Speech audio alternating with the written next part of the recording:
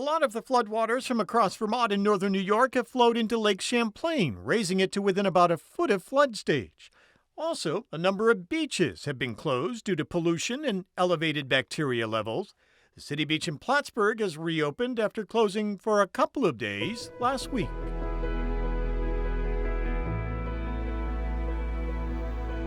And Mayor Chris Rosenquest joins us. Welcome back. It's nice to see you. How are you? I'm well, thanks. Good. City Beach has reopened this week, actually at the end of last week, just a couple of days after it was closed for elevated levels of E.coli. Is the thought that contamination may have come from all the heavy rain and flooding and runoff that's filled up the lake? Typically, that's the case. We test for E. coli every other week, just based on the requirements from the health department. When we get large rains like this, runoff from farm, I know that there were some water overflows or sewer overflows as well that has happened around the region. For us, again, we take it pretty serious. So when we do find elevated levels, based on the guidelines, we close and then we test every day to monitor and then ideally reopen in short order, which we were able to do. And at this point, no idea what the source may have been. No, like I said, it's a lot of contributing factors to it, and it's ideal if we could pinpoint one, then we can mitigate it from that perspective, but unfortunately we can't. But we do monitor other beach closures depending on where they are at.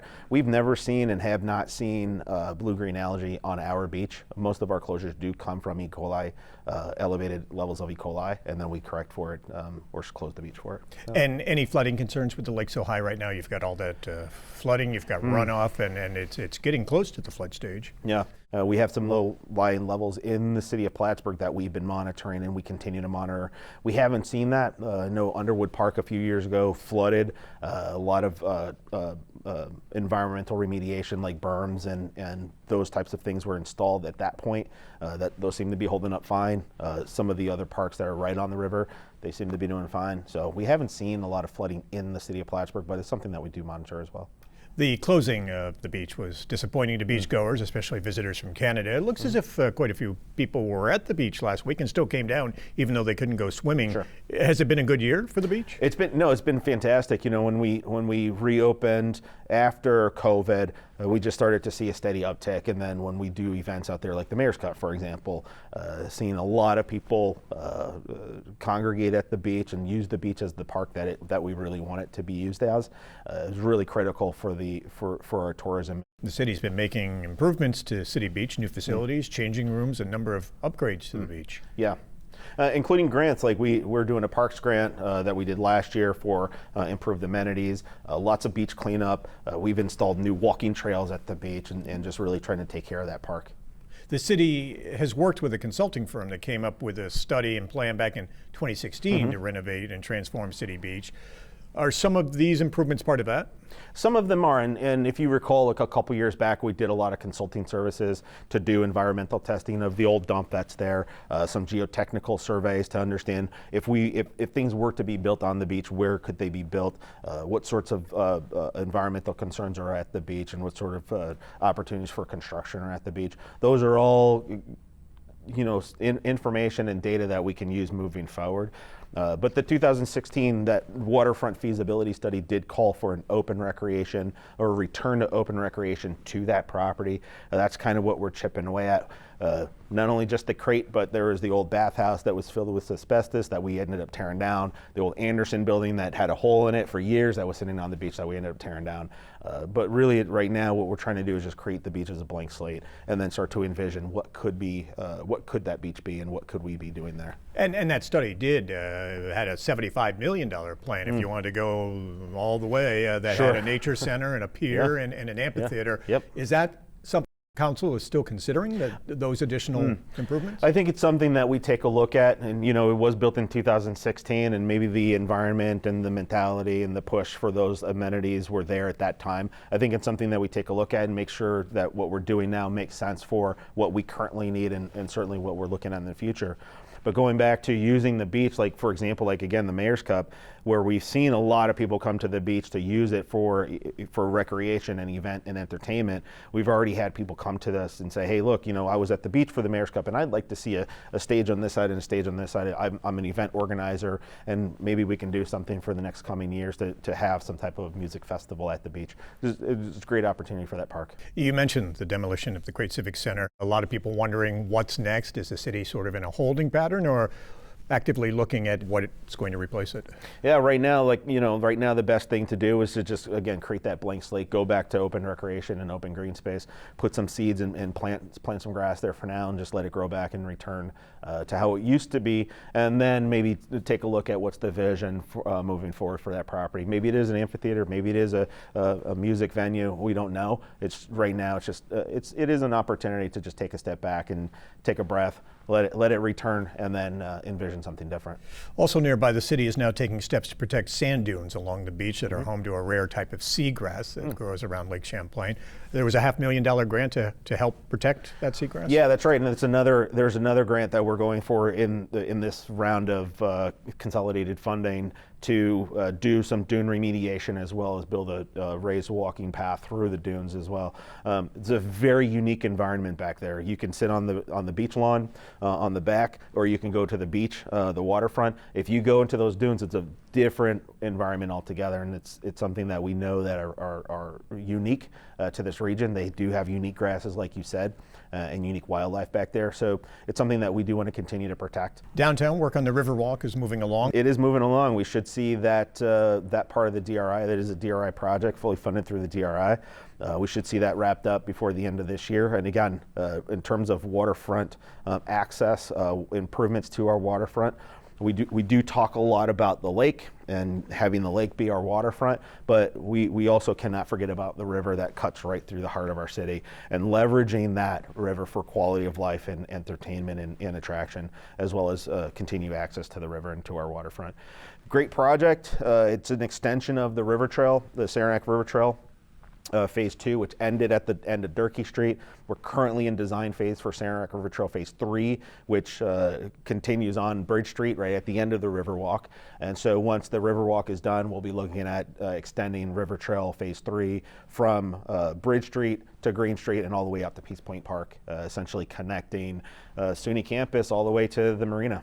You were talking about development, Riverwalk, continuing that down to Bridge Street and then on down to Harborside. At the City Council meeting last week, there was discussion of Harborside. Yeah. Talk about environmental assessment for a hotel project, which we've talked about before. Yeah, that's right. Is that moving along? Is that advancing? Right now, the development agreement on both sides from the legal perspective have been agreed on. Nothing's been signed, of course, but right now the developer's ready to go, move forward with their project, and it just really does require council support to continue that process. As you know, I know everybody knows there's a parking lot to nowhere down there. That was built specifically for that reason and for hotel development. Every study that we've done for best use of that property is hotel property or some type of development, large-scale housing or large-scale hotel opportunity. We've had, timing-wise, we had that first developer that came to the city of Plattsburgh back in the 90s, didn't work out, kind of sat on the property, and now it's an opportunity to hand it off to somebody who's actively done successful projects, who's interested in the project and the property. This is not a dollar sale. This is a full fair market value sale for this property, which is valued at $1.2 million, as well as some other opportunities for development in the city of Plattsburgh based on this project. So I'm hopeful. It's transformational project for our downtown and our Harborside. The project is moving forward. Ideally, yeah, and it just really is based on council support at this point. And you're optimistic? I am optimistic, yep.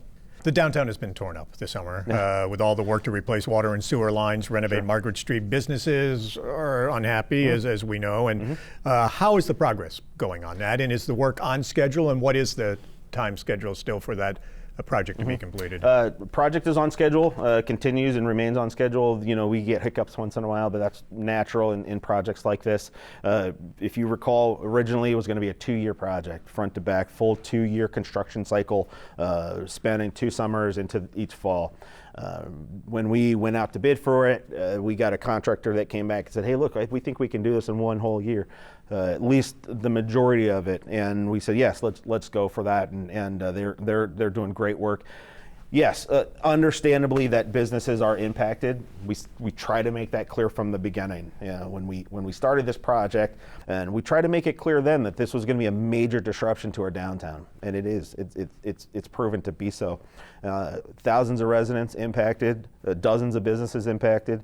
People who are coming downtown to do business and to shop are impacted. Business owners the same. So right now we've done a survey for impacted businesses, try to reach out as best as we can to say how exactly have you been impacted? Is it lack of customers? What's the financial impact that you've seen? Is there some type of business support that we can provide or partner with somebody like the Small Business Development Center to provide?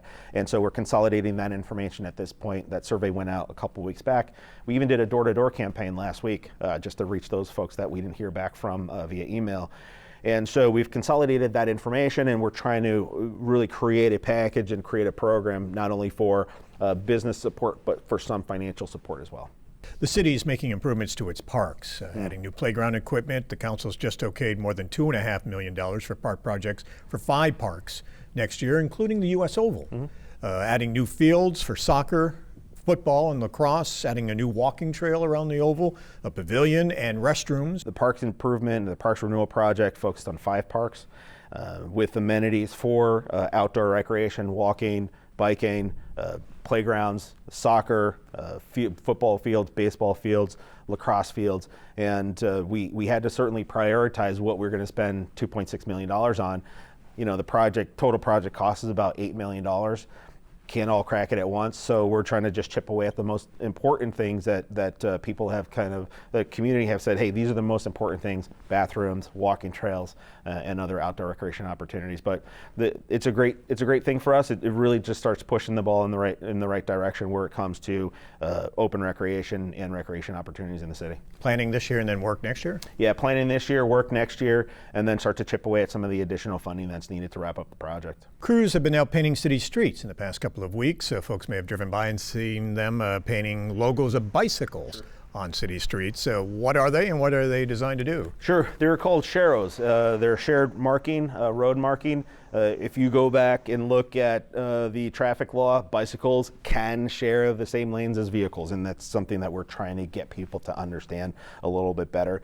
What we've seen is there's just a bigger need for multimodal transportation. You see electric bikes, you see electric scooters, you see a lot of alternative vehicles on the streets, and we want to be able to create the appropriate infrastructure to ensure that when those alternate vehicles and vehicles intermix, there's a very clear mechanism for how they should operate. The idea is just really additional education at this point, and so at this point, work with sparrows.